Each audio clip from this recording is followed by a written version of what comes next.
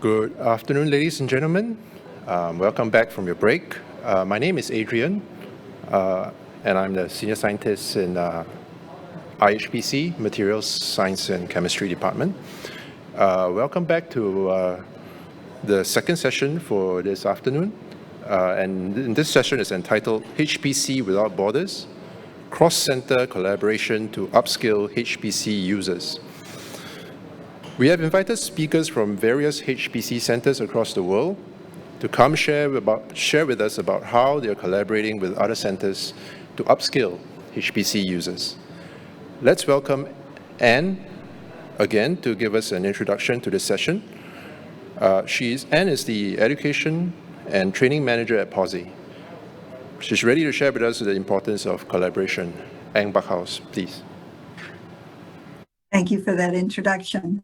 So my session, as was mentioned, is titled HPC Without Borders. And my name is Anne Backhaus, and I'm with Pawsey in Western Australia. We have a tradition here in Australia to acknowledge the traditional custodians of the land on which we're dialing in from, or which we're located. And for me, that's Perth, Western Australia. So I would like to acknowledge the Whadjuk people of the Noongar Nation and pay my respects to their elders past, present, and emerging. And I'd like to extend that acknowledgement and respect to First Nation peoples from the lands from which everyone is dialing in from. We live in a world of tech, and all of us do our jobs in a world of tech. Both images here show the exponential growth and power of supercomputers. The right image shows that power in comparison to modern consumer devices. For example, as of November 1st, 2021, one-year-old Fugaku, the most powerful supercomputer, has more than 500,000 teraflops. In gaming language, that's roughly equal to 54,000 PS5s or Xbox Series X's. And if you're into gaming and cars, that's equal to about the same number of Tesla Series S's that come with 10 teraflop gaming consoles. In brief, tech is both impressive and pervasive.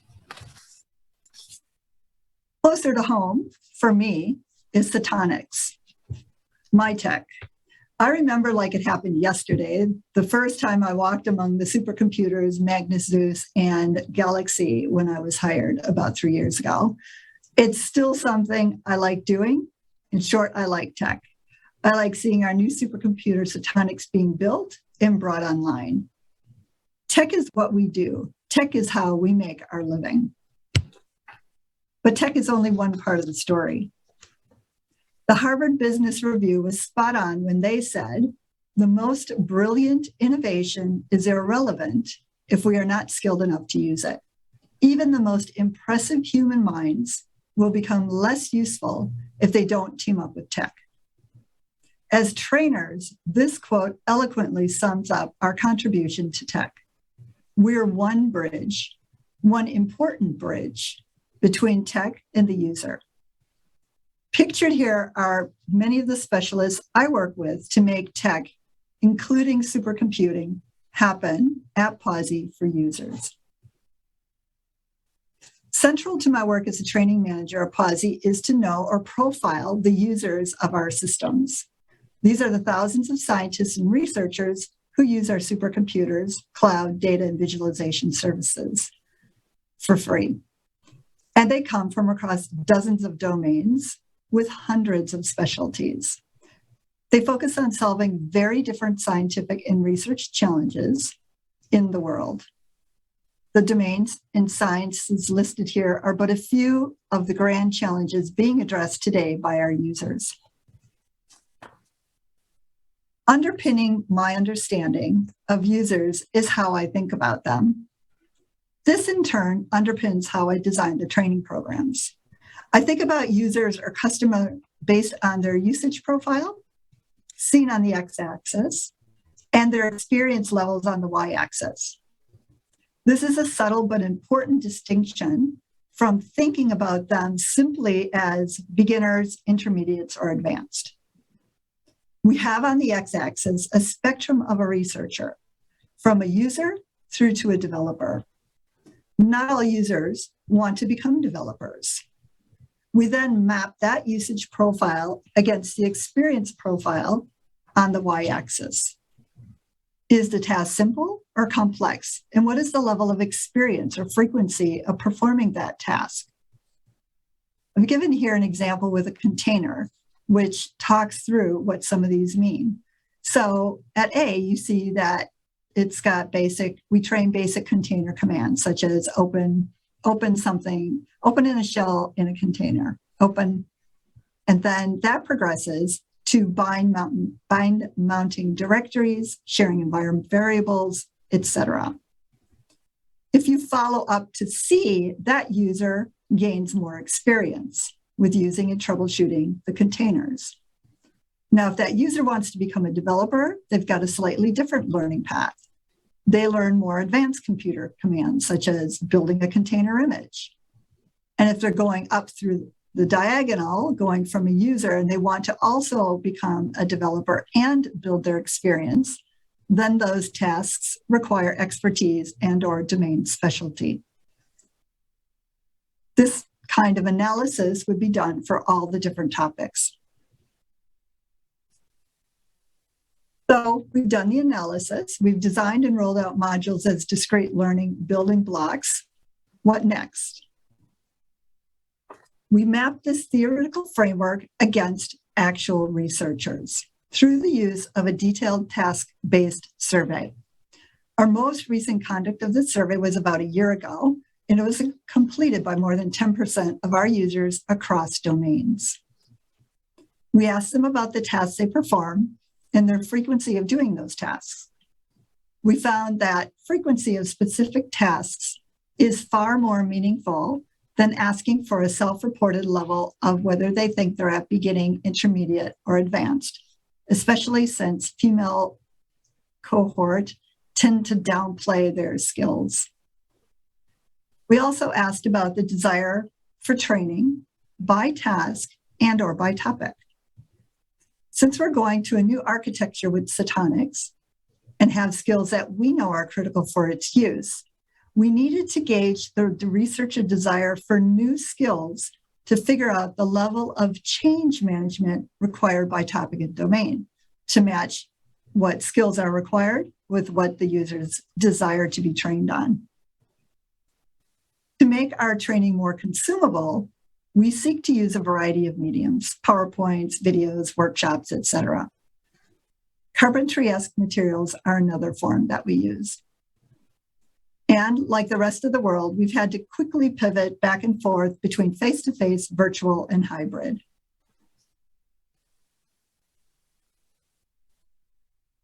How do we know if we're doing the right thing? We check to confirm whether what we're doing and how we're doing it is hitting the mark. We do this through longitudinal studies on reach, confidence levels, and learning impact. We make changes to our programs based on the feedback that we receive. All this work comes to nothing if researcher cannot locate or find the training they need when they need it. To this end, we provide to users a number of avenues to discover and cross-find the training. We have a YouTube channel with targeted playlists and a GitHub for code examples. We have a training portal that links all of those, the slides, videos, GitHub, and instructions. And we're in process of designing roadmaps to help navigate users through their learning. I don't know about you, but I don't work alone. I'm a team of one at this point, but I don't work alone by any stretch of the imagination. Every day I partner with those inside Pawsey, but frequently I partner with external stakeholders to create the education and training programs we use. Listed here are a few of the many groupings of partners with whom I collaborate. The materials that we produce are open source for others to use and leverage. I'd like to highlight one of the recent partnership outcomes in Australia and beyond. It's a training registry called DRESA, Digital Research Skills Australasia. DRASA lists training events and materials to support digital research. It's designed for learners and for trainers. DRASA was built as a community project with 15 institutions and organizations coming together from across Australia with seed money funding by ARDC and Pawsey. It's something that Australian trainers have been asking for more than a couple of years, and it soft launched 4 months ago. So if we quickly walk through some of the images from the sites, for trainers, you can become a provider, which means that you can easily and more readily enter your events and materials. If you're becoming a new provider, you just enter your information. And you, as the enterer of the information, become the provider, and you can add whomever you like to your institution for them to edit events and materials as well. Events, for trainers, you can manually enter events, you can clone events, you can auto-ingest your events, and you can use packages to gather up your events, such as conference events and sessions. There's a lot of metadata behind the events and materials, and that is captured when you enter an event. It talks about eligibility, costing, capacity for the event, if there are any prerequisites, and if there are any associated materials, you can link through to them. Likewise, when you're adding new material, you can specify the license type, you can specify whether it's active, archived, or under development. And if it's under development in light of collaboration, you can be seeking partners to help you to produce it, or others can be seeking the topics and may seek you out to help and contribute to the material. There is a trainer registry, and that initially sparked this discussion. You can add yourself as a trainer, so you can be found and you can seek others teaching similar topics. There's also numerous support materials on the site. There's a user manual. There are videos on how to become a provider, how to enter events, how to enter your materials.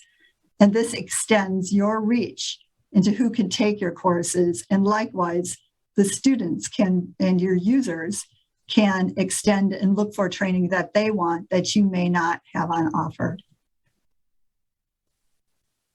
For users, they do not have to register. They can go onto site, they can search for what they need, and as far as events and materials, and they can look in their area, they can look across centers and across areas, because many of the sessions that are offered, the trainings and the materials, are free and they're open to everyone. It's a showcase of community ownership and development. There are 15 providers from Australia who organized and were the community behind creating DRASA. And this is an Australasia program or portal. And we are seeking individuals from Asia and beyond to contribute to this. So do get in touch with us, either myself or DRASA at support@drasa.org.au. And with that, I would like to hand it back to Adrian for the next session. Thank you.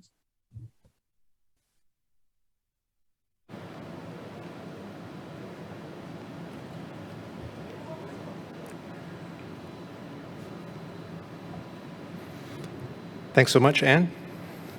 Next, we have Ms. Veronica Filinger, Application Developer, Epcc, Scotland. Veronica Filinger works as an HPC applications consultant at Epcc at the University of Edinburgh. She has an in-depth knowledge of software development and HPC practices gained through working on a variety of different technical projects. For example, Cresta, APES, Adept, MIST, DeepEST, HPC Europa, and Archer 2 ECSEs. She's also the program director of the online MSc in HPC and HPC with data science, and teaches the practical introduction to HPC online postgraduate course. Veronica co-created and ran the Supercomputing massive open online course hosted on FutureLearn, and is currently involved in a number of international education-related initiatives. She also regularly contributes to HPC conferences such as this and community events. Let's welcome Veronica, please. Hello, my name is Veronika Filinger and I work at Epcc. I'm the program director for our online MSc in HPC and HPC with data science, and I'm also an HPC application consultant. And in this presentation, I will talk about education and training at Epcc, which is a slightly unusual institution because we are both part of the University of Edinburgh, but we are also the UK national service provider. We run our Archer 2 system. And that really means that in our teaching and training activities, we cover a whole spectrum of audiences, from the general audience to students and to researchers, and all levels of competencies as well. But before I tell you more about the things that we do, there are a few things I would like to mention. So first of all, the landscape of HPC education keeps evolving and becoming more complex. And that's both because HPC itself keeps evolving, but also because the technologies and the approaches that we use in teaching keep evolving as well. Everyone knows that HPC community is diverse, and that's why knowing the audience is really the key. Making sure we are teaching the right things to the right people in the right way is incredibly important. HPC training education is a spectrum. There is no one solution that fits all cases, and that's why I firmly believe that engagement and interactivity should be the key considerations when designing and delivering the training content. As I said, it's a spectrum and there are different factors that contribute to that. So first of all, we have the length. The courses can be anything from a couple of hours, 2 months or years when we talk about those university accredited courses. Then we have the size. The class can be fairly small and go up to thousands of learners on those massive open online courses. The courses can be fully synchronous to fully asynchronous, from face-to-face to fully online. Some of the courses assume absolutely no interactions between the learners, whereas others are based on the idea of social learning and really interactions between both the learners and the educators. Some of the courses are unfacilitated, fully learner-driven, where others are really instructor-driven. And finally, there are those that have absolutely no assessment, through those that have some sort of certification of participation or a pass to those fully accredited by universities or other professional bodies. And we, as an EPC, really cover the whole spectrum. This is our pre-pandemic ecosystem. So at the very top are the credit-bearing courses. At the bottom are those that have no assessment. On the left-hand side, we have face-to-face courses, and then on the right we have the online courses. And of course, during the pandemic, we actually moved most of our activities online. Now we're slowly going back again to face-to-face teaching. And I will briefly go over all of those courses. So first of all, we have our MSc in HPC and HPC with data science. We have been teaching this master program for over 20 years now. It's a classical one-year residential program consisting of 120 taught credits and 60 credits for dissertation. Our biggest class so far was in 2019-2020 academic year. We had over 70 students, and that really stretched our capabilities to maximum.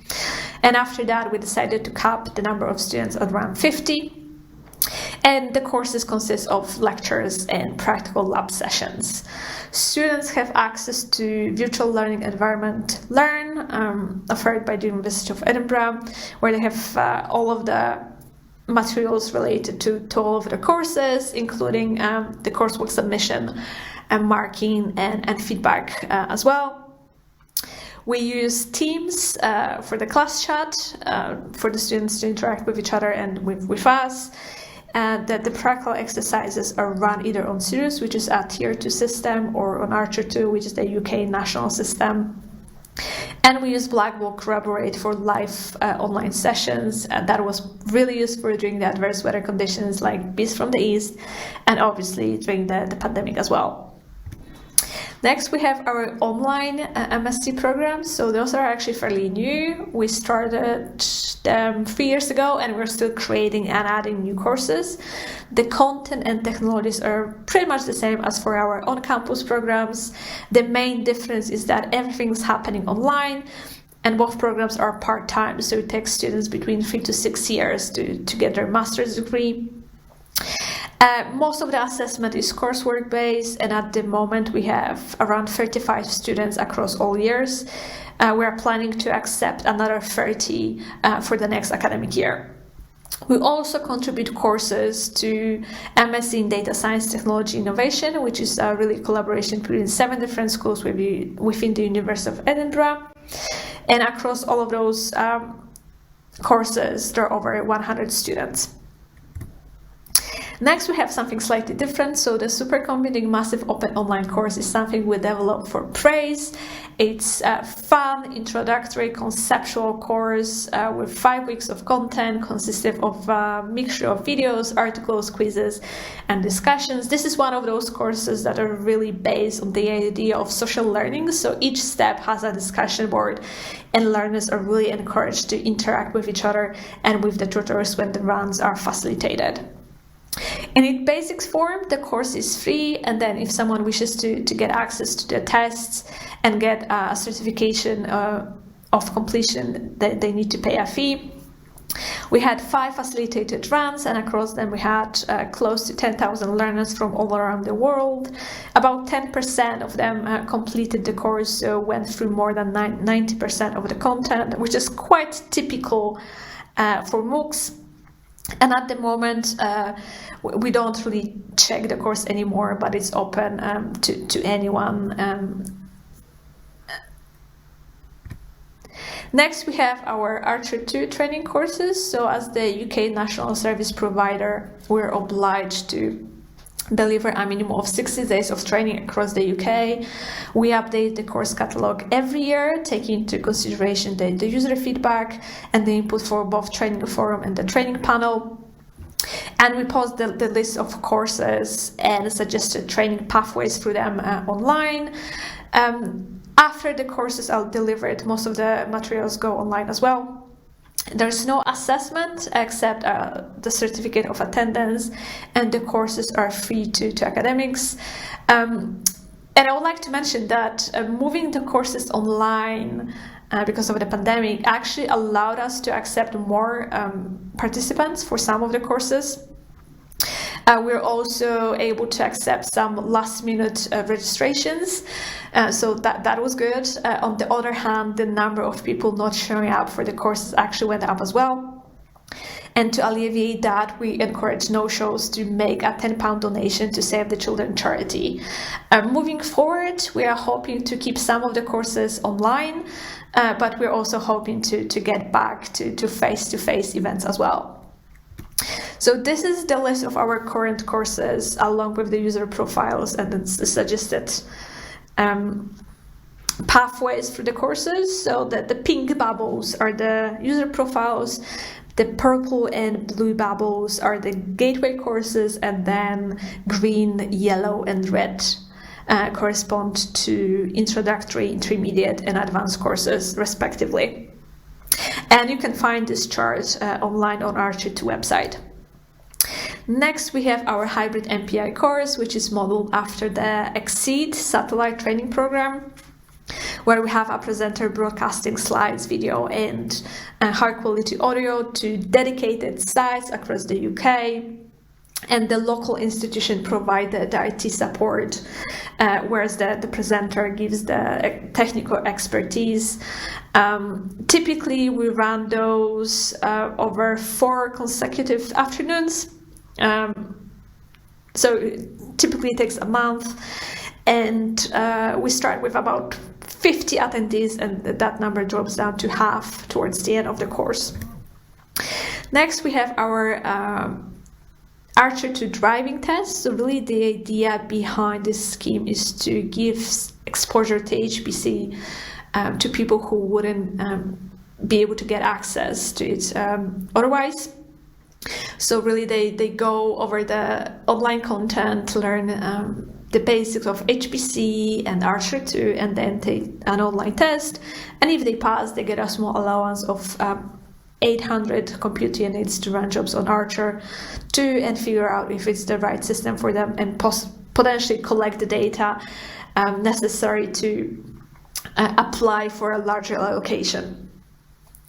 Next, we have our online self-service courses. Those are hosted in Learn or in GitHub, depending on the course. And they're always open to anyone, anywhere. And we have the Mattermost chat offering the support for anyone that has any questions or encounters any problems. At the moment, we have 3 courses covering MPI, OpenMP, and GrowMax concepts. We also run the carpentries, so we run software data and HPC carpentries, each of them twice a year in different locations across the UK. Now, for our other engagements, we are part of the organizing committee for the International HPC Summer School, representing PRAISE.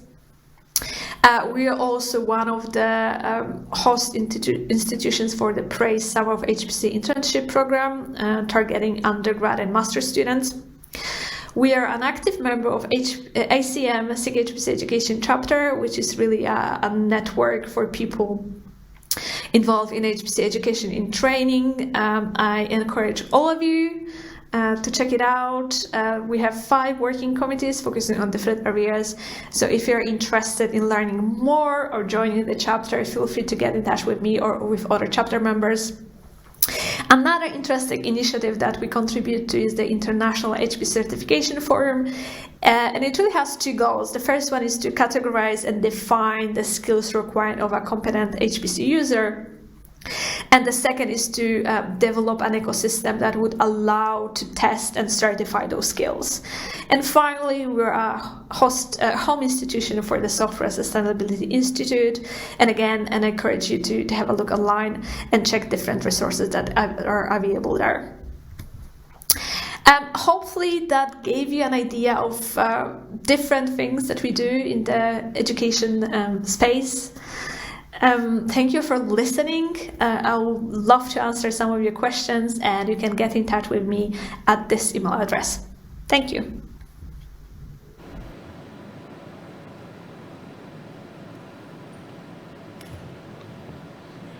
Thank you, Veronica. The third speaker is Ms Julie Faure-Lacroix, Science Liaison Agent in Calcul Québec, Université Laval. She works on a variety of projects that range from statistical models in R to data visualization and geospatial analyses in ArcGIS. Let's welcome Julie.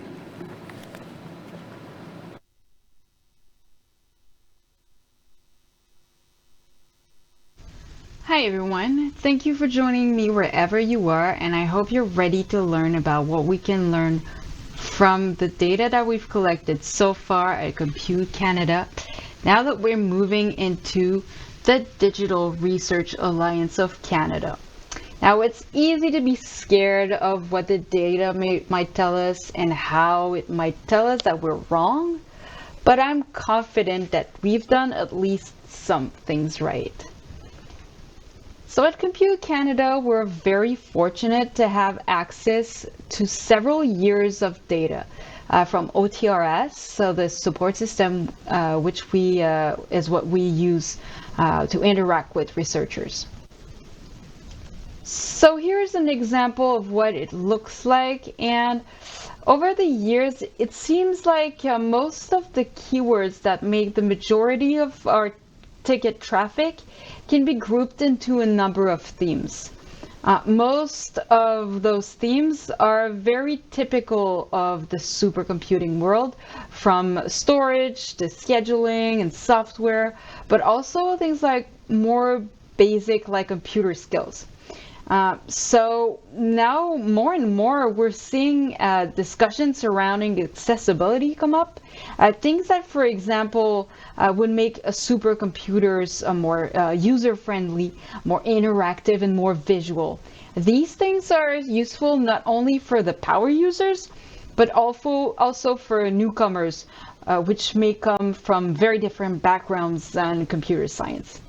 And those that come from different backgrounds are not computer scientists every day. They're computer scientists for a day. And if we want to properly train them and help them with supercomputers, we have to look into the conversations that we see happening. And if we do, we can extract some of the main topics and see which themes come up most often. In addition, we should not stop at teaching the main topics that come up in the support system, but we should also make sure that the most frequent keywords are included in the training sessions, a little bit like a checklist. And as we move on from the basics of computer science to more involved topics like security, like Linux 101, which are not things that even our graduate students are familiar with sometimes. We have to make sure that they can go from coding to learning about the specifics of data centers and computers and HPC. And all of those things need to be taught not only for those who are familiar with supercomputers, but also to the computer scientists out there that may not even know a lot about security and things like that. And speaking of things that every single user should know, these are very basics. They're the ones that pretty much every single new user will struggle with. We have an intro series that covers those elements, and clearly, even with the training that we do, those are still generating a lot of traffic, so definitely not something that we should abandon anytime soon. Now, we wanted to apply this philosophy to the way we train women. We've already done things in the past, and we want to build upon what we have done in the past at Compute Canada, but to make it into the Alliance. Now that we're expanding, it's not just supercomputers, but it's also digital research infrastructure. So we're covering a lot more than just supercomputers, and we feel that having women train more and more will be beneficial, not only for them, but for us as well. The consequences of inadequate training are seen in the way we allocate resources. So at Compute Canada, we have what we call the resource allocation competition. So what we do is we make sure that we're pre-allocating the clusters for the next year. The researchers who expect to make intensive use of our clusters, they apply to that competition, they get reviewed, and if they succeed, they will have a priority in the scheduling system that is scaled according to the score they received.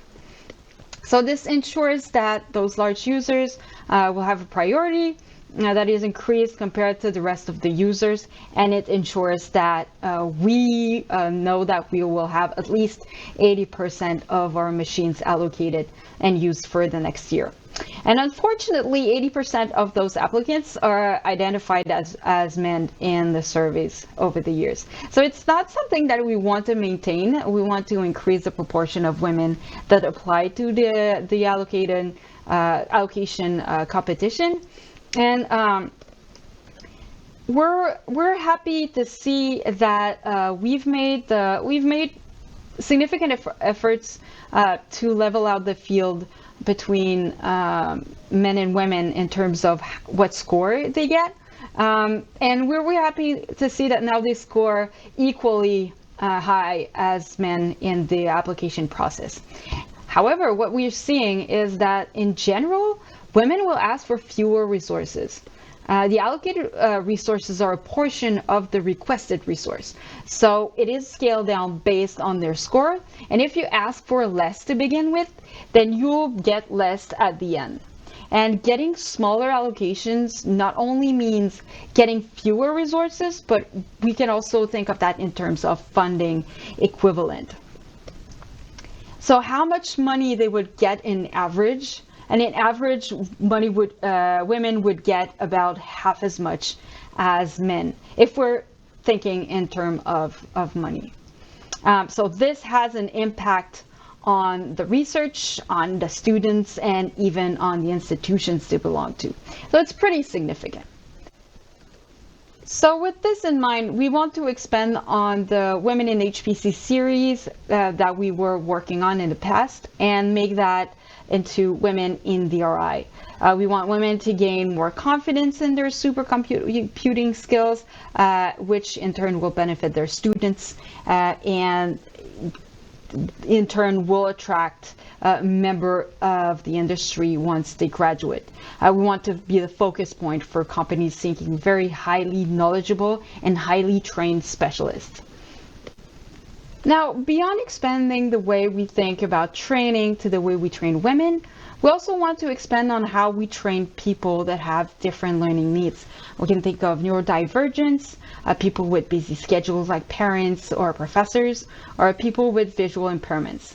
If we just feed them the two options, either you read or you attend a 3A class, we're probably not covering the whole spectrum of learning needs. So one step towards improvement is a tool that a student of mine has been working on, which simplifies the way we share the written knowledge.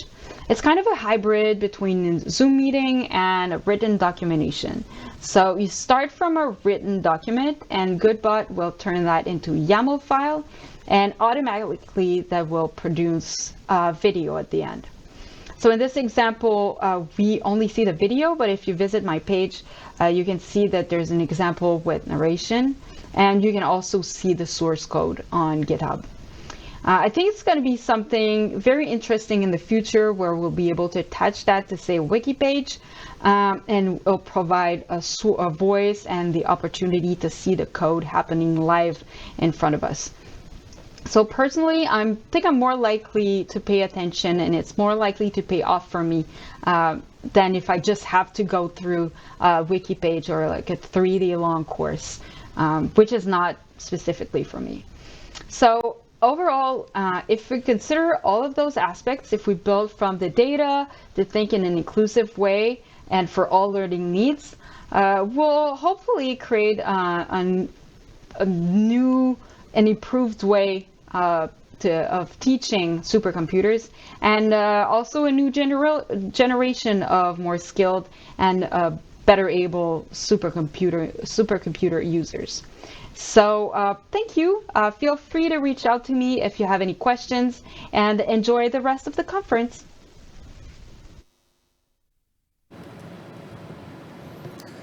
Thank you, Julie.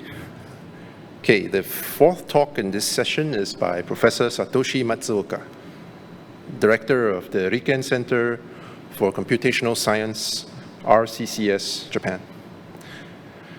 RIKEN CCS is a top-tier HPC center that represents HPC in Japan, developing and hosting Japan's Tier 1 Fugaku supercomputer, which has become the fastest supercomputer in the world in all 4 major supercomputer rankings in 2020 and 2021, along with multitudes of ongoing cutting-edge HPC research being conducted, including investigating post-Moore era computing. He was the leader of the Tsubame series of supercomputers at Tokyo Institute of Technology, where he still holds a professor position to continue his research activities in HPC, as well as scalable big data and AI. His commendations include the ACM Gordon Bell Prize in 2011 and 2021, and the IEEE Sidney Fenbach Award in 2014, both being one of the highest awards in the field of HPC, as well as being the program chair for ACM IEEE Supercomputing 2013. Let's put our hands together and welcome Professor Matsuoka. Thank you. So do people hear my voice? Do people see my slides? I don't know. My screen is dead.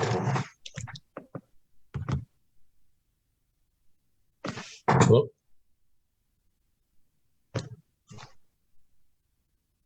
Is anything working?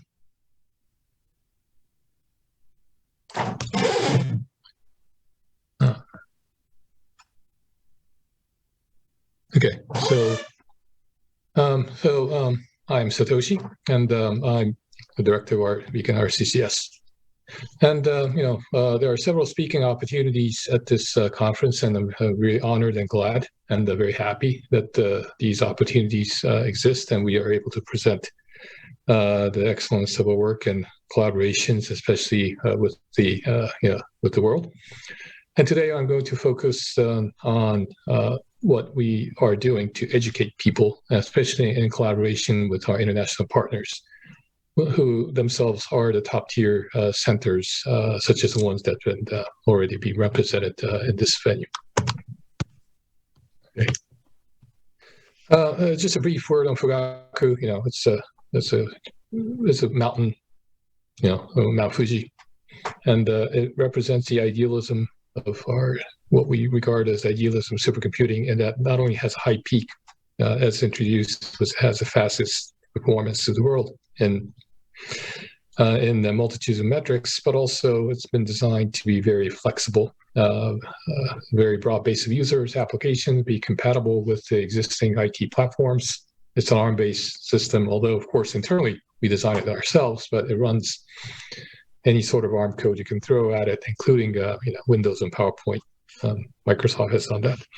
And basically it's been designed, this massive machine was designed to solve various societal problems we face today.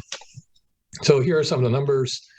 And it's got 160,000 nodes, or about 8 million CPU cores, and it's got an FP64. It's got half exaflop and reduced precision, exceeds an exaflop, so you can regard it. And also has 160 petabytes per second of memory bandwidth, which will probably make the SKA people pretty happy. And also the interconnect has 5 petabytes per second of network injection bandwidth, and blah blah blah. So it has all these ginormous numbers. And as introduced, we were number one in various, and we continue to be number one, not only in these artificial benchmarks, but we have been awarded the Gordon Bell Prize for our achievements in COVID-19 research. And also it's accessible to the world by not only to the Japanese users, but also the non-Japanese organizations and researchers who provide about 1.3 billion node hours, or about 60 billion CPU core hours for research and industry applications. And there are users from Europe and Asia and US and so forth. We're also a research institution. We're a national research institution, and also one of RIKEN's centers. RIKEN hosts many of these centers. It's like a Max Planck. RIKEN is like Max Planck Institute in Europe. So basically, we study computing, high-performance computing, as a research discipline. We call science of computing by computing for computing. And so we have computer scientists, we have application scientists, and we collaborate internally and also with external entities to advance computing as a whole to the next realm, including thinking about the next machine following Fugaku. So we got quite a bit of, not only we run Fugaku, we designed and built and operate and Fugaku, so we have an operational team to do it, but also we have quite a number of research teams. Here you see just the leaders, but there's an arsenal of scientists and engineers in their respective teams. And if you look at the small fine print, you'll see that there's a plethora of research areas, application research areas that are of importance to society, like climate, disaster mitigation, structural biology, engineering, biophysics, social discrete events, social simulations, and also computer science side. We have people like me and others who study advancing high performance computing in terms of information technology and computer science. And we're also incorporating new teams as we speak. So we have these resources. We have the machine. We have the scientists.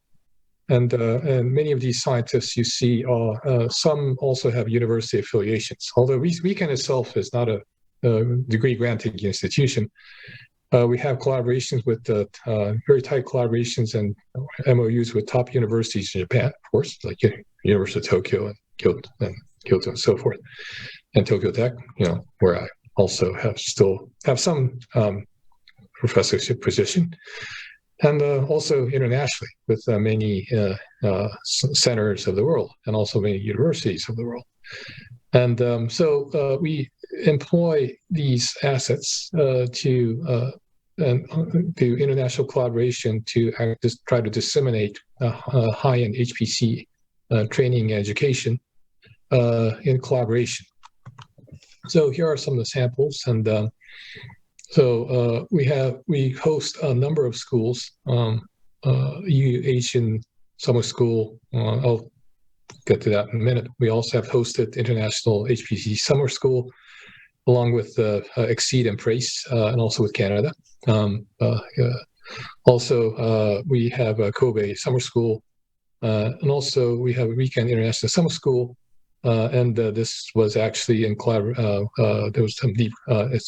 I'm sorry, we failed to mention here, but we had some deep collaboration with Epcc in Singapore.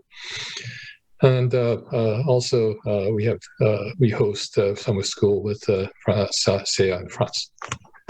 Just to give you a very brief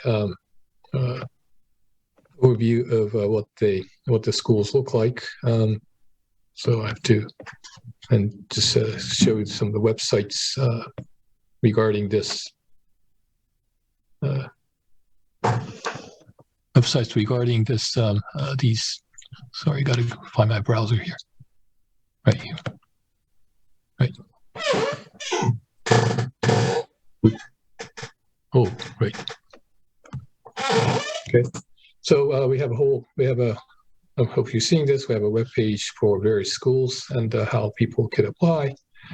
One prominent event, this is a past event. This was just prior to COVID, and also after COVID. We host this International HPC Summer School with Praise, Exceed, and so forth. And pre-COVID, we had these, the leading graduate students, also some of the young junior postdocs from all the world apply. And then they will be hosted. There are about 100 of them, almost 100 of them, hosted in Kobe. Of course, this year we had to do it online, and other places, like one's hosted in the U.S. by NCSA, or one's posted Exceed. For Praise, it has to be remote now. But unfortunately, but if you look at here, there's here are people, both the lecturers and also the students and postdocs who participated. And it's a week-long course, and it's been sponsored by the respective regions and governments. And the lectures, of course, each of the regions provide the majority of the lectures, but of course we have also instructors and lecturers from contributed from respective regions. And we really teach these high-end HPC courses, from algorithms to applications to programming to modern things like how HPC, AI and HPC and so forth. We took this experience and teamed up with the EU and also with SA and HPC, with the help of ACRC and also with TISC, to have a very similar program with the students in the CN region. So this was HPC Summer School for CN region, and the program, we had a week-long program, but most of the students came from the Southeast Asian region. And it worked out very well. There were a lot of planning and a lot of contributions from both sides, from Europe and also from Japan. It worked out very well.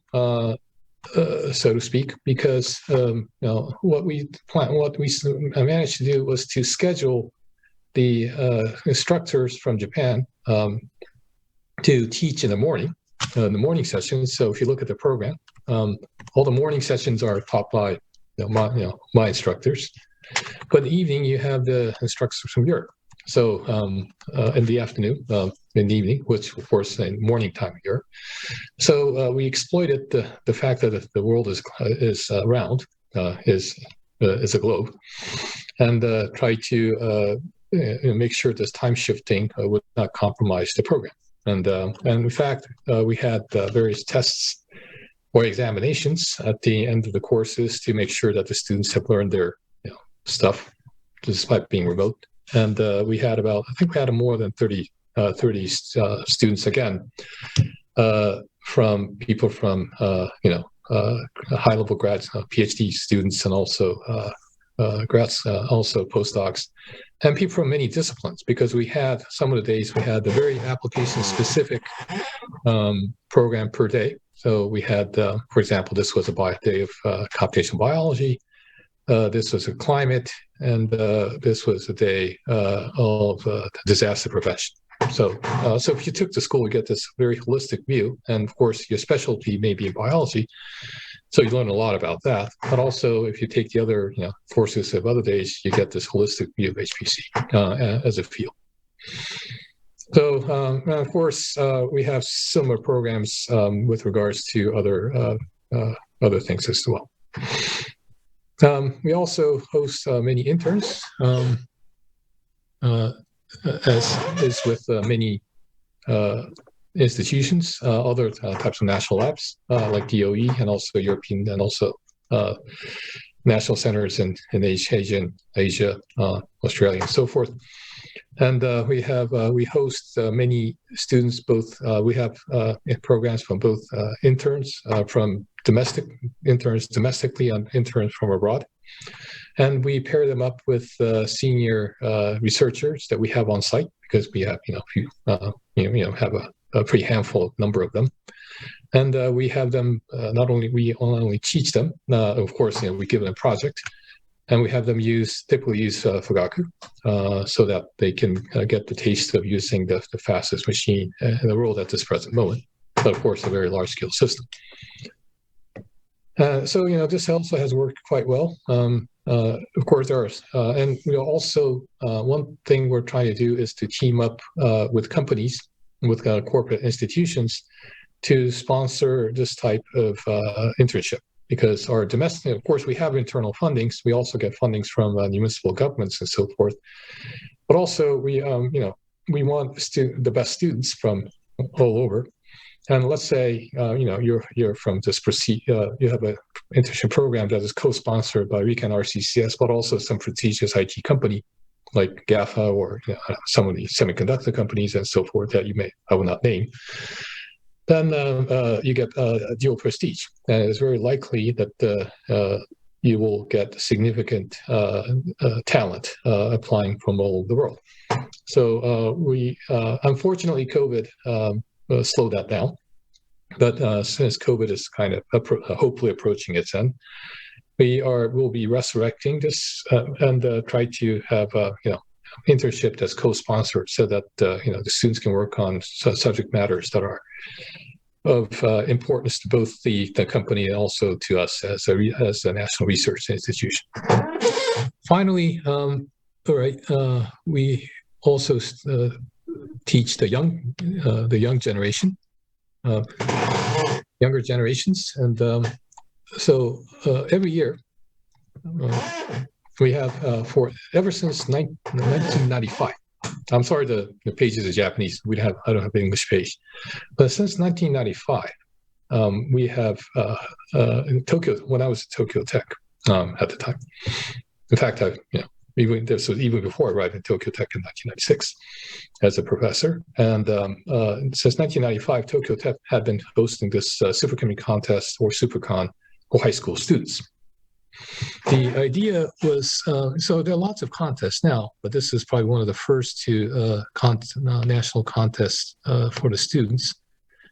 And I gotta make sure, oops, Oh, I'm sorry. Oh, I'm sorry. The page disappeared. Okay, so I'll just talk verbally.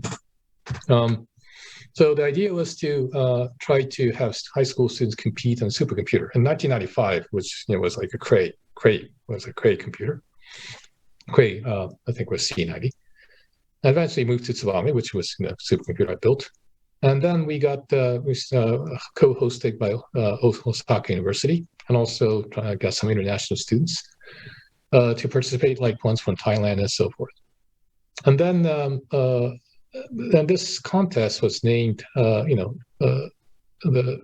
Koshien Summer Koshien for Computers. And Koshien, if you're a baseball buff, if you like baseball, like people from, let's say, U.S. or Australia, so forth. There's a national infatuation for a national high school baseball tournament in Japan, where 3,000 high schools compete in a tournament fashion. So if you lose once, you're out of it, right? To compete for the top spot.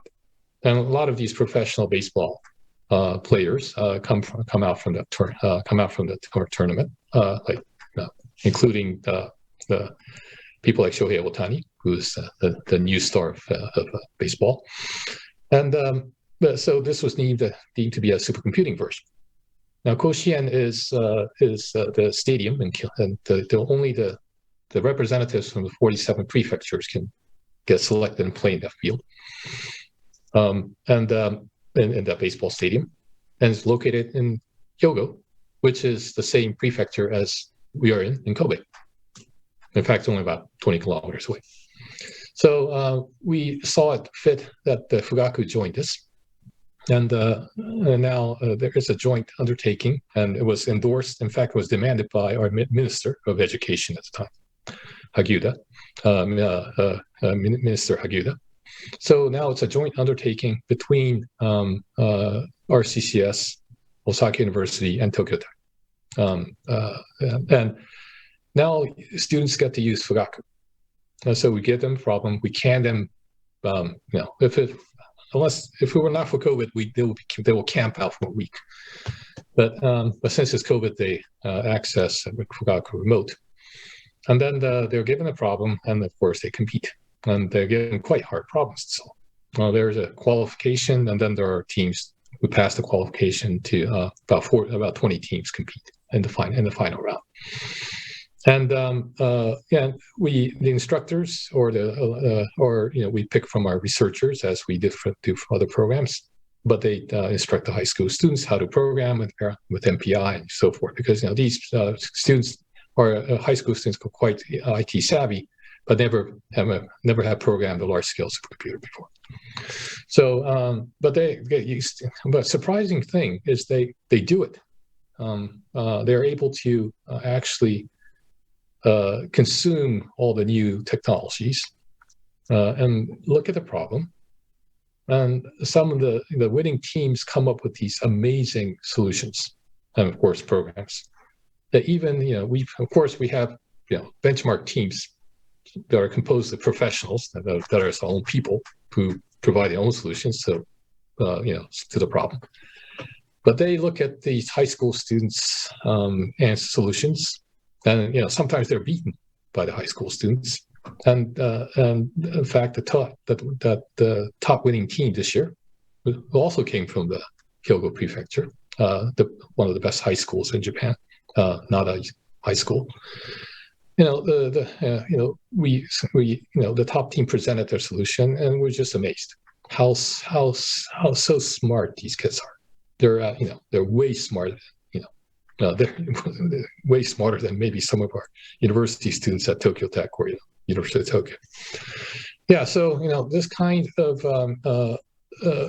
activities really allow for these supercomputers to feel at home, but also it's a proof in that these infrastructures are very useful. That it's really meeting our objective. That it's intended for wide applicability. High school students can master it in a week, and it's just like the home computer. The only thing is it has a lot more processors, a lot faster interconnect, but same programming model. Yeah. So so great lesson learned that supercomputers are for everyone, right? It's not just for the elites.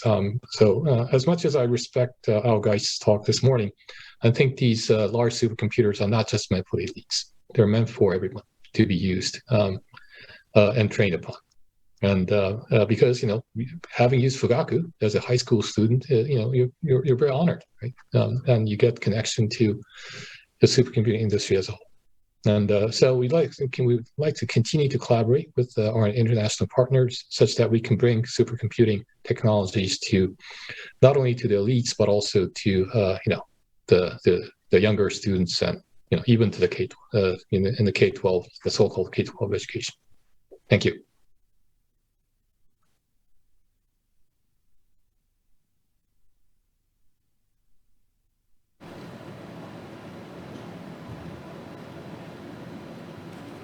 Thank you, Professor Matsuoka. Last but not least, we have our final speaker for today. I'd like to welcome Dr. Wang Jingbo, who is a geophysicist by training. She trained at the University of Cambridge, UK, and this is followed by a postdoc stint at Lawrence Livermore National Labs in the US. She's currently a senior staff scientist in training in national computational infrastructure in Australia, and she seeks technical solutions on providing efficient pathways to accelerate workflows by optimizing codes and adopting the cutting-edge hardware and software to advance science. Let's hear from Jingbo about NCI's training program. Jingbo, please. Hello, my name is Jingbo Wang. I'm the Training and Research Engagement Manager from National Computational Infrastructure, a Tier 1 national supercomputing center in Australia. I'm co-presenting together with Dr. Liz Williams, the Deputy Director of NCI. In this talk, we will share some thoughts and practices on how we developed our training program at NCI. HPC Center offer compute, storage, data, and software. How to use those services efficiently and effectively is something that users need to learn, either from their work research experiences or even earlier from their educational journey. My team is responsible for continuing professional learning and development, or executive education in digital skills. It is one of the key components to underpin the integrity of research. What HPC skills are needed? A typical scenario is described in this diagram. In a traditional computational science domain, we use science theory to model and generate data. Then we use data to refine model iteratively to get the best guess of the model. A computational scientist would need 3 skill sets: domain science, mathematics, and programming. The first 2 are often part of the educational process when they do the study, but the third one is often missing in the formal education curriculum. Many researchers pick them up on the fly through self-education or attending short courses or training sessions hosted by HPC Center. Recently, machine learning and deep learning applications is one of the drivers of the game-changing in HPC.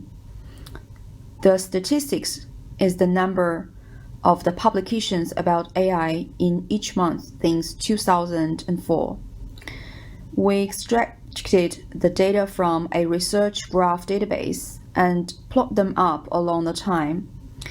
It is clearly showing the blooming trend of machine learning applications since 2016. In addition, the boosted performance of AI in science and innovation in research make the accelerators such as GPU popular nowadays.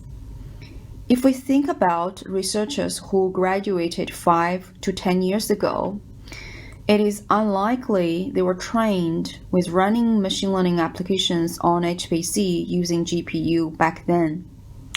In fact, we have witnessed a growing interest and demand on providing trainings in this area.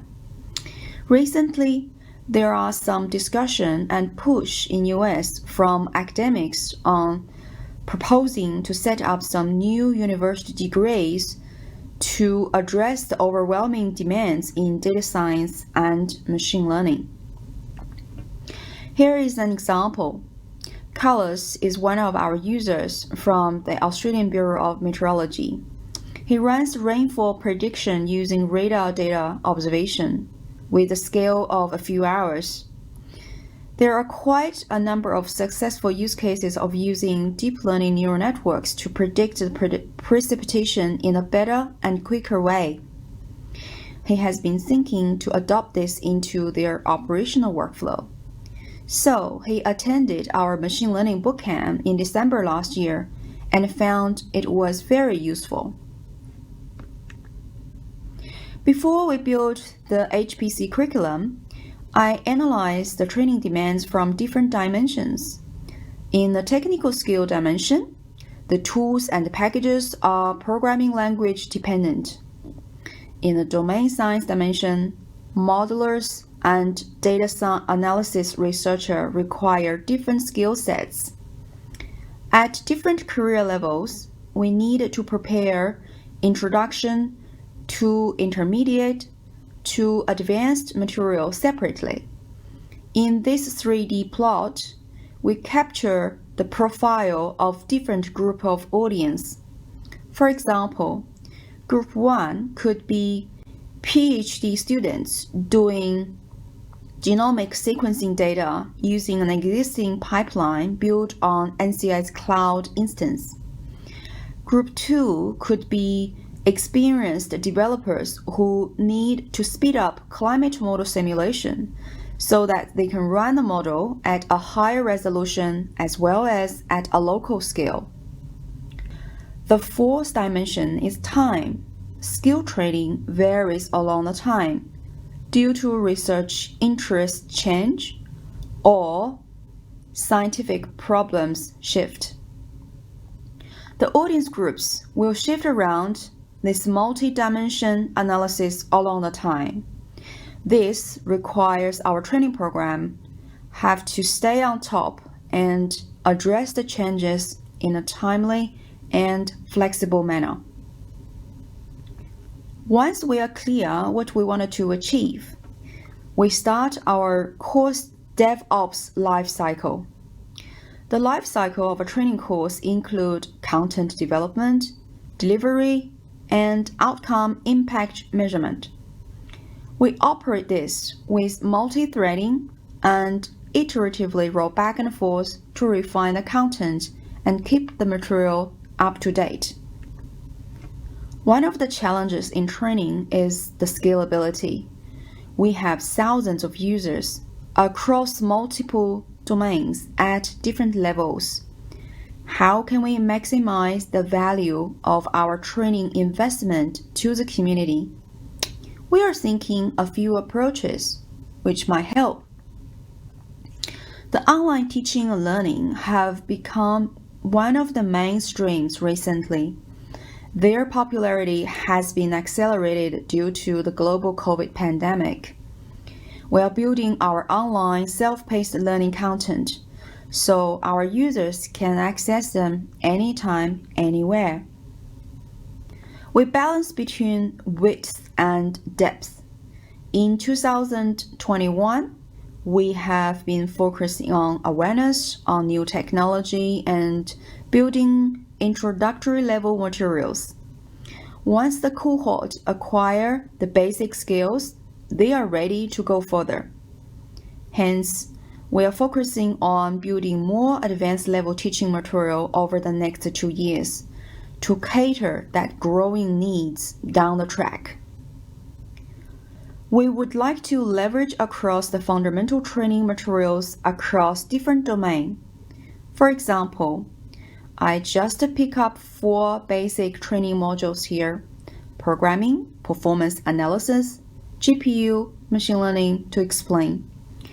We can build a foundation which is generic to all domain science here.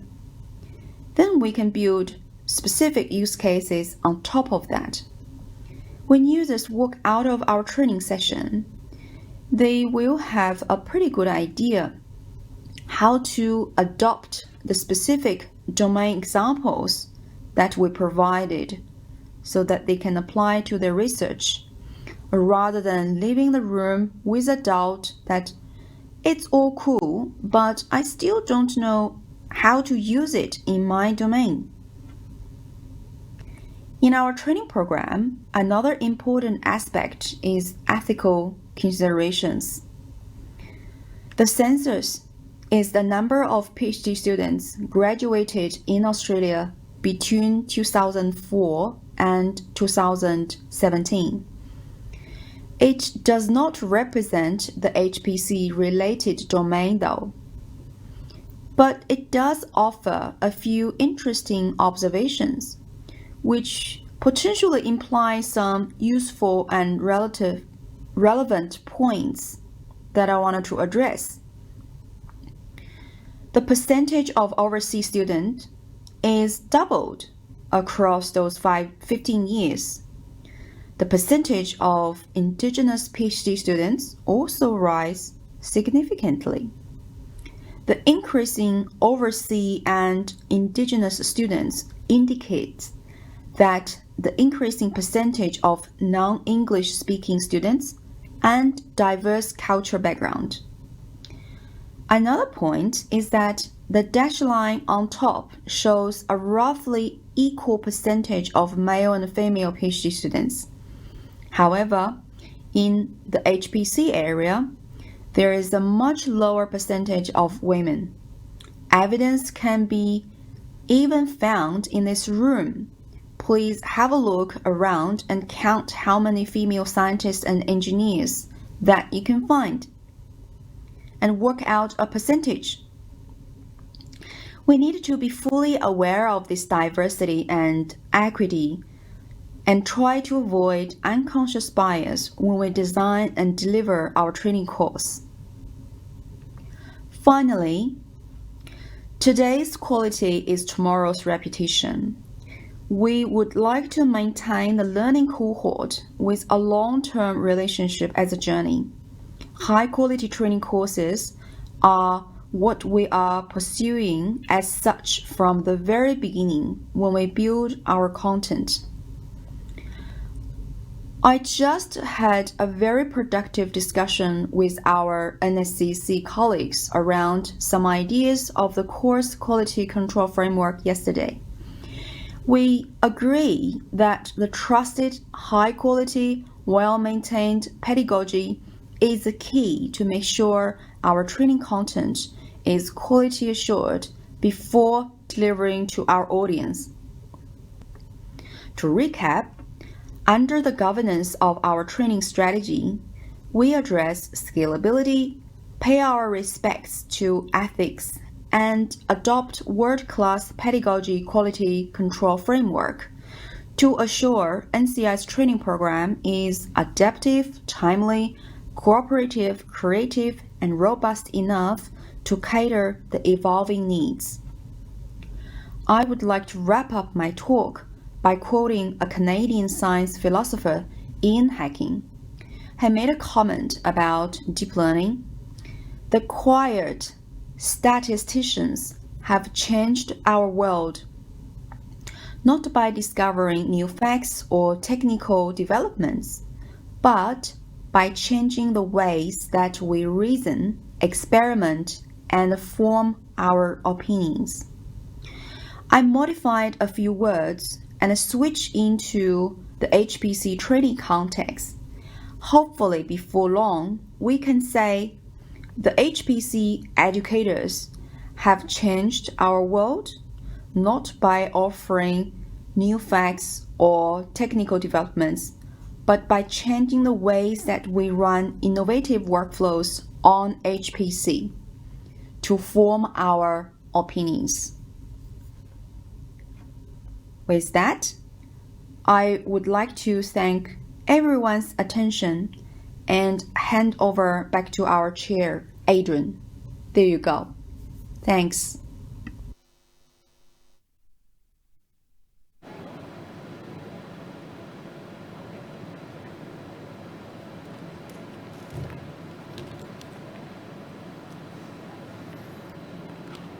Thank you, Jingbo, for a wonderful talk. We've come to the time for our panel discussions and Q&A for our speakers. So I'd like to invite Jingbo to come with me on stage and the rest of the speakers to come online. And I'll be moderating the session. So for those of you who are watching, please put your questions up on the pigeonhole.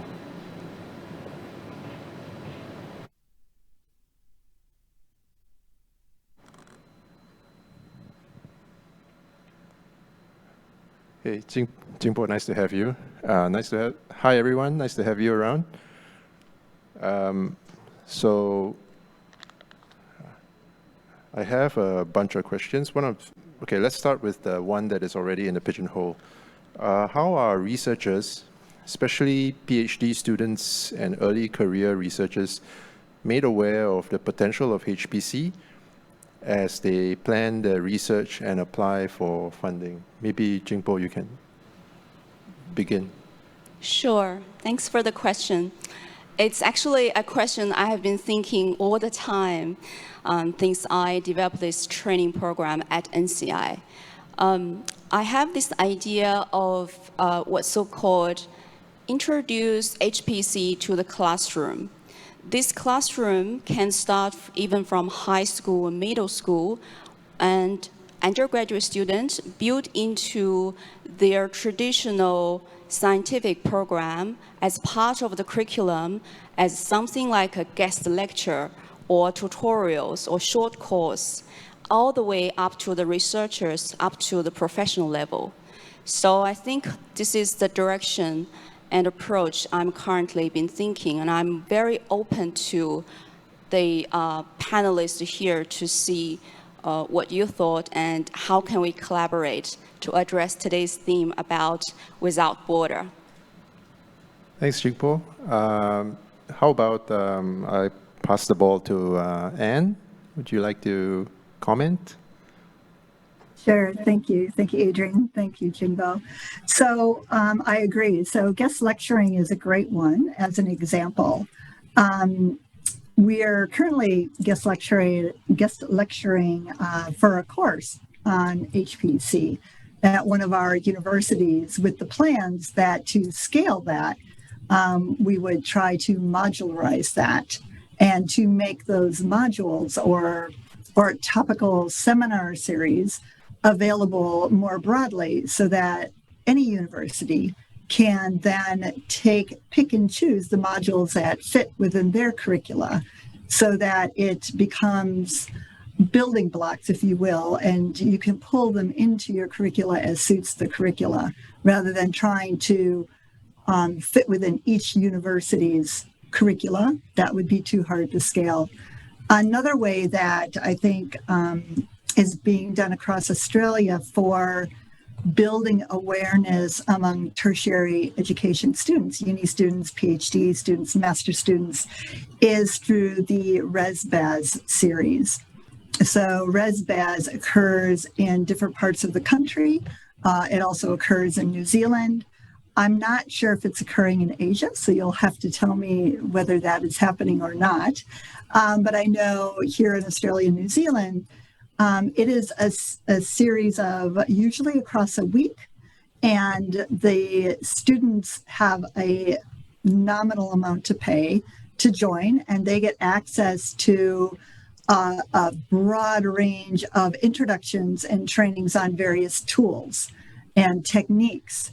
And I know that the HPC centers are invited to speak at that. And I know Jingbo and her colleagues and Pawsey joined together and did one of those for I believe it was the ResBaz Sydney session this year.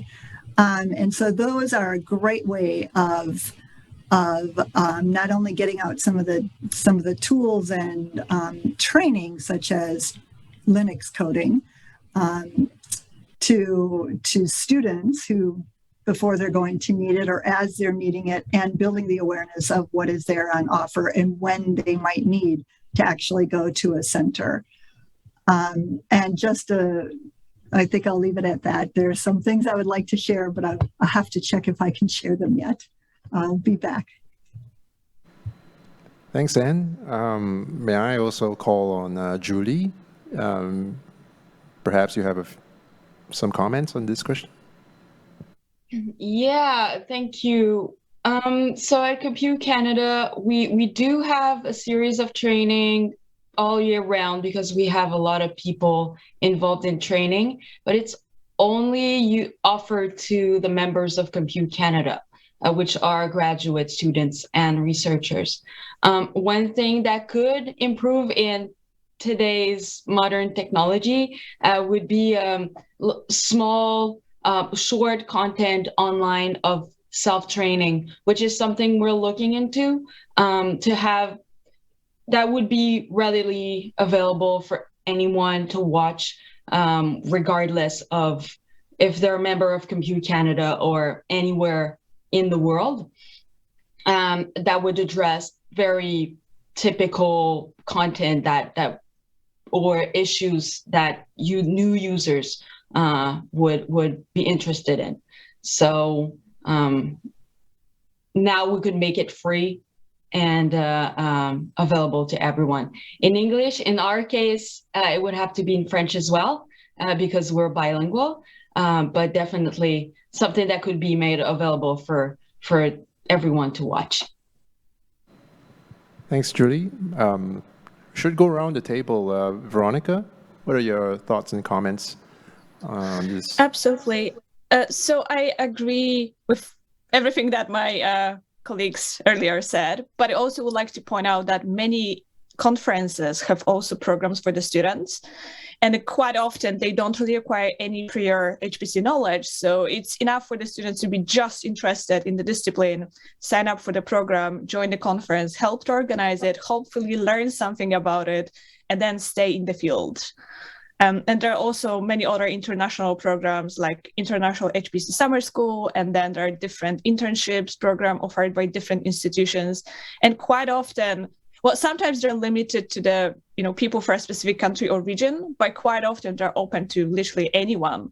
So as long as students are interested, they can join and hopefully learn and then adopt everything they have learned in the research and stay in the field. Thank you, Veronica. Professor Matsuoka, may I invite you to perhaps comment on that?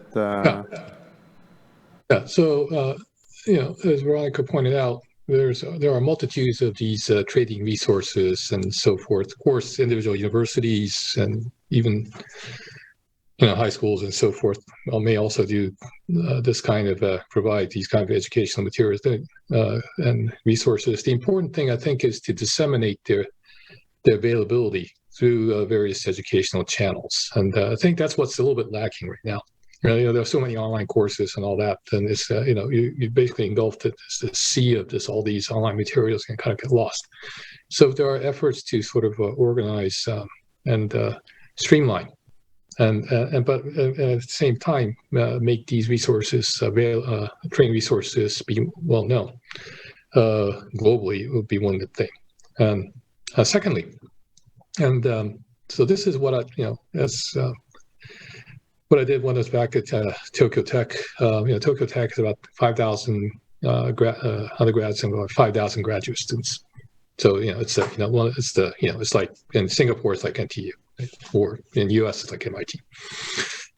So what when Tsubame 1 with one of the first bigger supercomputer that it built was launched, what it also did was to convince the university that every student at Tokyo Tech would get a Tsubame account.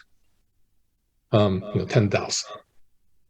So that's because in modern universities or any sort of educational institutions, you always get some identity so that you can get email or any sort of identity. You get identity service, you get email, you get the coursework. Everything is done online. Why not give people supercomputing accounts? I did that back in 2006. So any sort of advanced training, of course, if you're in engineering school, you might be doing structural analysis, you might be using some like Nastran or those kind of stuff to, do a high-level teaching of like structural mechanics. Why run it on your own department cluster? That's entirely useless. right? And that's time consuming. Running on a supercomputer, it's already there, it's already running, right? And they're going to use it for research anyhow. So to basically to provide these playground for people, for the student, for these young talented individuals, to make sure that what they have learned they can practice immediately, and then lead to research continuing fashion, not having to jump to the next big supercomputer, but have this continuum from day one when they get their account to this, let's say, national flagship. I think is one of the most important things. Thanks, Professor. Yeah, at a risk of... Yeah. Adrian, sorry, I just got the okay. I can share a bit of something I'm kind of excited about. So that is that we are working with the university to put a quantum program in place where university students will have access to quantum systems. So again, it's another way of trying to raise that awareness and to get upskilling going on in the tertiary sector. And we had, I think, 4, so 10% out of our 46 internship projects this year were based on quantum and had a quantum aspect to it. So we're pretty excited about this upcoming announcement about that. And yeah, so, and the other thing I wanted to mention briefly is within the internship program, I think offering that second level or next level where we have intern mentors teaching interns and spreading that more broadly. So they're going beyond the, okay, I did this program and now I go back to my academics.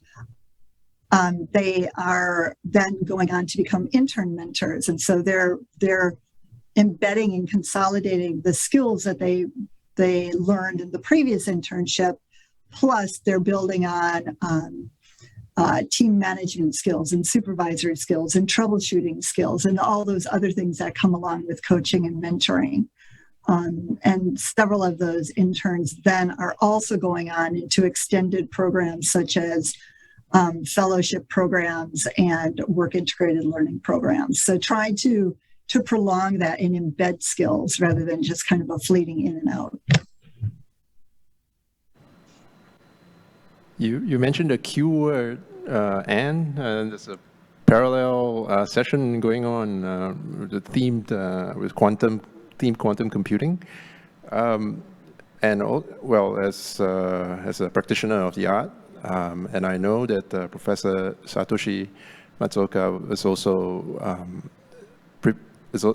also dabbling in or has knowledge of such infrastructure going on in RIKEN. May I ask him for maybe his 2 cents? Okay, yeah. So RIKEN also has a sister center, Center for Quantum RQC, which is Center for Quantum Computing, and we're developing a real quantum computer. But of course, we're collaborating. They're collaborating with us in various aspects because we need to, of course, we need supercomputers to help build these machines, to emulate these machines, also to work on the algorithms on a comparative basis, on a joint basis, and so forth. And and the subject matter, as Anne points out, we really need to educate and prepare people for the both quantum and non-quantum future. They're both. Right? It's not like it'll be dominated by either, but there will be quantum future, there will be non-quantum future, and people need to learn both and how to make them interplay. So so for that, we really need quantum infrastructure right now. Unfortunately, they're not very robust or available. So right now, the tactic that most people are using, and also we're using, is to run emulated quantum systems on these big supercomputers, or even on personal machines, but then give them sort of a common, easy to use programming environment. And for the students to get used to, and also the postdocs and researchers to get used to this programming environment involving both quantum and non-quantum high performance computing, and get training there would be important. And trying to come up, right now, a lot of the quantum stuff is focused purely on quantum, which is not good, right? Because there should be both. So I think in the future, the curriculum needs to be built to exploit both, to kind of identify here's what quantum's good at, here's where non-quantum's good at, and how do we make use of both in a very effective way. We need programs like that. Thanks, Professor. At the risk of sounding too lofty in academic ideas, the next question out there in the pigeonhole, hopefully this brings us back to ground. What would be the business case or incentive for an organization to scale or collaborate cross-institutionally? Perhaps, Veronica, you might want to start? So I think one of the important factors would be to actually limit the number of staff members that are required to deliver training. If you collaborate with someone else, obviously you can offload some of that training to other partners, and hopefully they can support the local community as well. And that makes it, much easier to actually deliver a large number of training courses and diverse training courses to a larger number of people. And I think making sure that people actually know how to use systems, those really big systems, is obviously really important. If we don't train them well, they'll come back to us saying like, oh, this doesn't work, or I don't know how to do X or Y, and really flood the help desk with, I don't want to say silly questions, but maybe questions they would be able to solve themselves if they actually went through a proper training. So I think those two things are definitely important. And I'll let other speakers add to that because I'm sure they have their own ideas as well. Thanks, Veronica. Yep, and Jingbo has a few words. Let's go, Jingbo. Yeah, I totally agree. Just echo your point that I think one of the intuitive benefits of sharing across institution is for reducing the cost of development and reducing the staff time. Also, as we were talking about quantum training and some new area, cutting edge technology training, I think different centers have different focus and they progress at different pace. So if we can talk to each other, networking, and watch around what has been done, we can avoid reinvent the wheel. So the second fold to this question is that I just slightly flip over to business development point of view. So training is actually not just about teaching. It's actually about promoting our services to the community. So if we think about the cross-institution collaboration, the definition of the institution could mean multiple agencies. It could mean school, it could mean university sectors, it could mean national research science agencies. In Australia, I can name a few: the Australian Bureau of Meteorology, Geoscience Australia, CSIRO. I'm sure in UK, Canada, you have something equivalent as the HPC stakeholders. So we also think about institutions as industry vendors. I'm sure that we have witnessed some joint events all together with different sectors to push together. And also I'm thinking about the spectrum of the audience. People who came here, attend our training course, include from general public to researchers to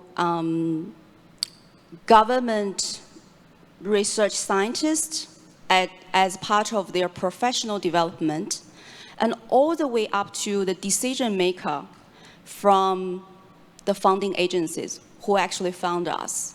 So I think training carry a critical role to marketing and lobbying about how excellent our services, how can we use those cutting edge technology to change the way the traditional scientists do the thing. So I do value our contribution to the whole community. And if we can work together, I think we can just make the case much stronger than if we do it individually. Thank you, Jingbo. That's very nice. Yeah, there is this concrete business case. You know, HPC cross-border collaboration.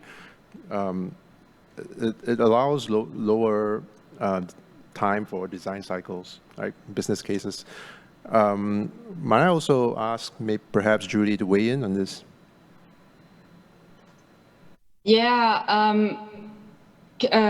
Compute Canada is one example of how we do it by default, because it's the way it's structured. And one thing that is very beneficial is the sharing of the resources, the computing resources. So every institution is not competing against other Canadian institutions for supercomputing power. So we have several top 500 machines every cycle, every funding cycle that may be produced, but everyone has access to those machines for training, and other resources like human resources, and diversify the expertise. This is something that you don't have to hire an expert in every single field just to do the training, because other institutions might be the ones hiring those experts because they have the experts and they can contribute to the training as well as the machine.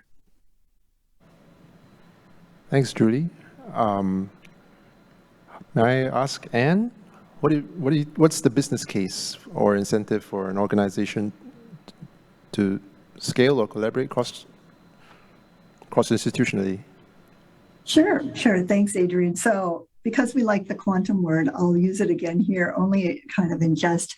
As trainers, we can only be in one place at one time in one position. So we're not quantum, right? We're here doing our task, doing whatever that task is. And I think where collaboration really hits home is because we can see what each other is doing. We can be in a quantum state, if you will, because we're all in different states. And people are doing different things. And we're all going toward the same goal.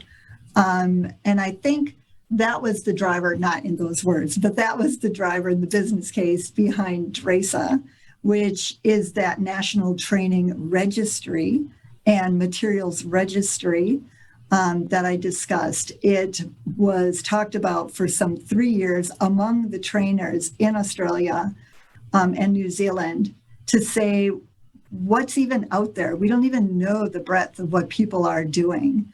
If we can get it all in a central location, then we can see what people are doing, what they're creating, what they're in the process of creating, and where our gaps are, because we can't all fill those gaps. With one person doing this because that's where, or one center doing this series because that's where their expertise lies, we can then all build off of each other and find each other's strengths, identify the gaps, and then nationally, and because this is an Australasian initiative, we can not only do it for Australia, New Zealand, but it's for all of Asia, and many, many things in there are open. So users can go and they can look and say, well, what training is being offered? I want it on this topic. What's being offered? What materials are already out there? We don't need to duplicate things as trainers, and we can also find gaps, and we can work together to fill the gaps. Thanks, Anne. Just make sure we don't measure your quantum state. That will collapse. Yeah, so I have maybe one question as we go around. What does successful cross-institution collaboration look like? I'll go around the table, and being mindful of the time, perhaps, and you would go last, and we would do the call for action as you lead it. So what does successful cross-institution collaboration look like? May I ask Professor Matsuoka perhaps to begin?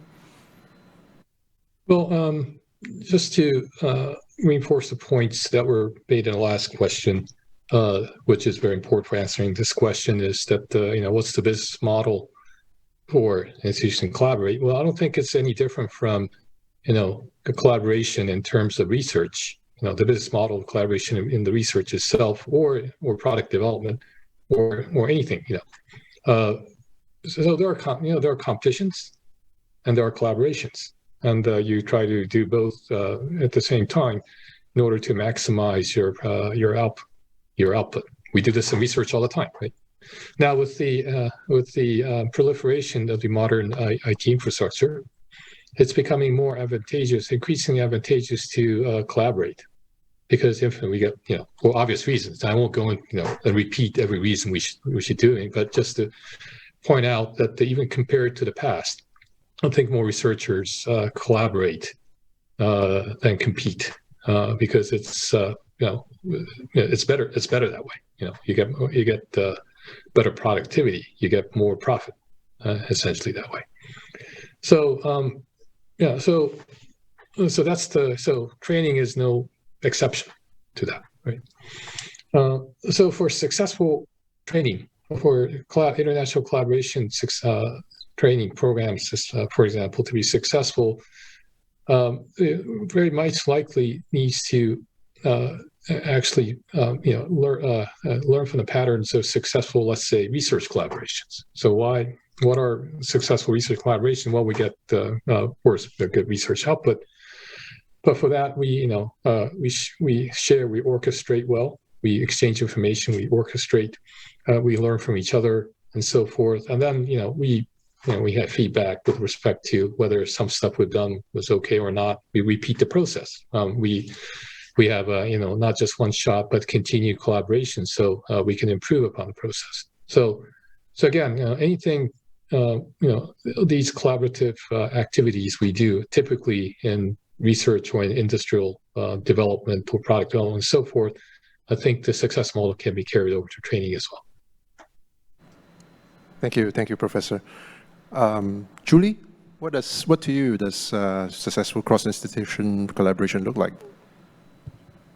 I'm not sure. I was wondering about it because we got the questions a little bit in advance, and I was wondering about it. And I think one thing that is important for a successful collaboration is to have a collaboration. It's one that exists. It doesn't have to be perfect, but I think over the years, one thing that I've noticed is that there are more talks of collaboration than actual collaboration. People seem to be afraid of jumping in and collaborating, and it creates systems where collaboration is delayed for a number of reasons. But if it doesn't happen, you don't get a successful one just because it's impossible. So I think even, we could say a number of things about the collaboration here and how it's not perfect. But if we only focus on the fact that it isn't perfect, then we wouldn't do anything. So just doing something, I think, is better than nothing. And then there will be some success coming out of it, for sure, if it's started. So I think starting with creating one will lead to some success. Better than nothing. Thank you. Thanks, Julie. Nice call to action also. How about Veronica? May I just pick your brain? Yes, I think for me, it's actually something that we mentioned already. So making sure the training is findable, accessible, and it's reaching the people it's meant to reach is incredibly important. And the more people you have involved in the training, the wider the spectrum and the flexibility of the things you can actually do. So, it can be online training, it can be in-person training, it could be something in between. It's important to remember there's no one solution that will fit all of the training needs of a given community. So making sure you're teaching the right people in the right way, the right content, and maybe playing a little bit with that to make sure you actually find that, sweet spot that's the most effective. It's really important. And as I said, the more people you have involved, the more experience, the more expertise, the higher your chance of actually doing something really well and then potentially disseminating and sharing it with other people as well. Thanks, Veronica. Jingbo, what to you does successful cross-institution collaboration look like?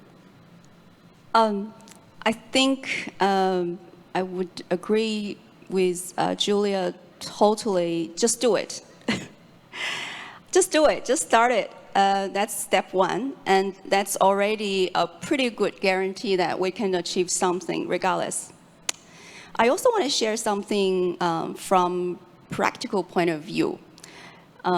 Two different channels. The first channel I want to share is when I share my frustration with the HPC educator, we often get along pretty well, very quickly.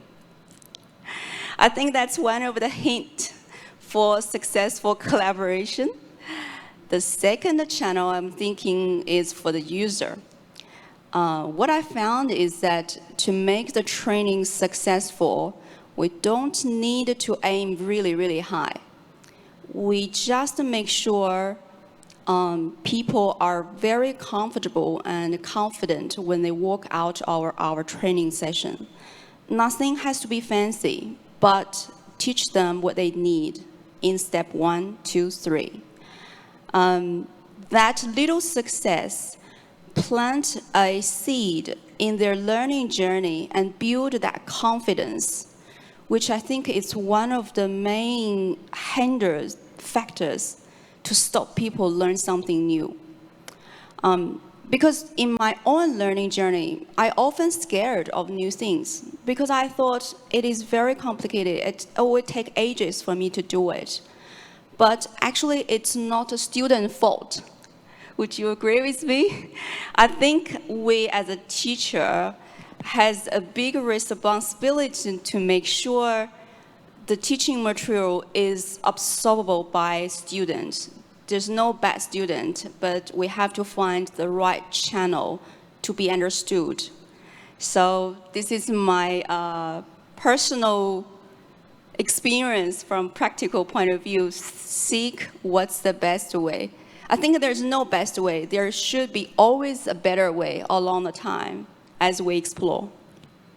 That's yep, that's a nice thought. It's just like working out, right? You just, if you want to go for a run, don't procrastinate. Just go and pound the pavement. And at this point, I think we're just slightly overrun, but I think it's okay. We just segue right to the call for action. May I call on Anne? Any final words on this question and the call for action, please? Thank you, Adrian. Yes, so I think my 2 cents to this question, or my addition to this question, would be a combination of the just do it. I love that. The Nike saying just do it.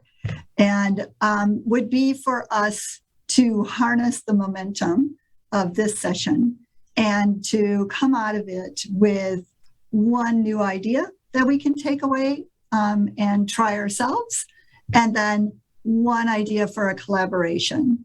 And that idea, either reaching out directly to people who were here on the call and presenting, or within the audience.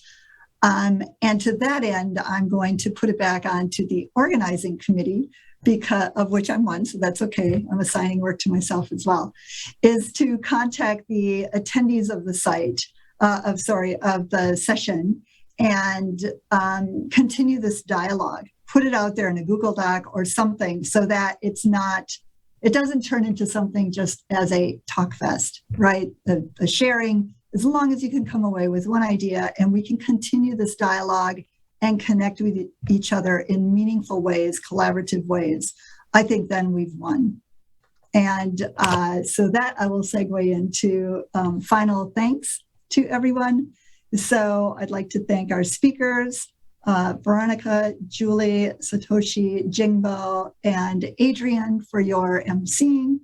And I would like to thank the audience for their interesting questions, as well as the interesting dialogue that we had during the panel discussion. With that, I'd like to thank also the overall SC Asia 22 Program Committee. And importantly, thank you for listening today to all of us. And I hope that you enjoy the rest of your SC Asia 22 experience, a virtual round or a real round of applause for everybody.